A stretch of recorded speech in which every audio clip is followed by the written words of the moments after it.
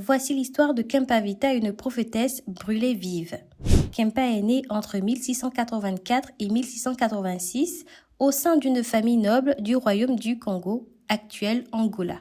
Enfant, elle a été baptisée et a reçu le nom chrétien de Dona Beatriz. À cette époque, les relations se dégradent entre le Portugal et le Congo. Les colons portugais ont monté une expédition militaire pour s'accaparer les mines du royaume. Dès l'adolescence, Kempavita s'intéresse énormément à la vie spirituelle. Elle est considérée comme une Nganda Marinda, une personne capable de communiquer avec le monde des esprits et de servir d'intermédiaire entre les humains et l'univers spirituel. Elle est très vite initiée au culte Kempasi qui mène des cérémonies d'exorcisme. En 1704, à l'issue d'une maladie, Kempavita dit avoir reçu des visions de saint Antoine de Padoue. D'après elle, elle est morte et l'esprit d'Antoine de Padoue s'est incarné en elle.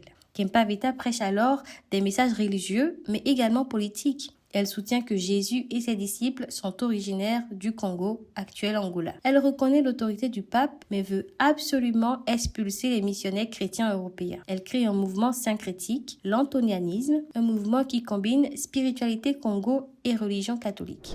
Avec ses adeptes, Kempa s'installe dans la capitale abandonnée Sao Salvador du Congo, au sein des ruines de l'ancienne cathédrale. Elle y bâtit ses quartiers, assemble autour d'elle des milliers de personnes et envoie des missionnaires porter ses prophéties.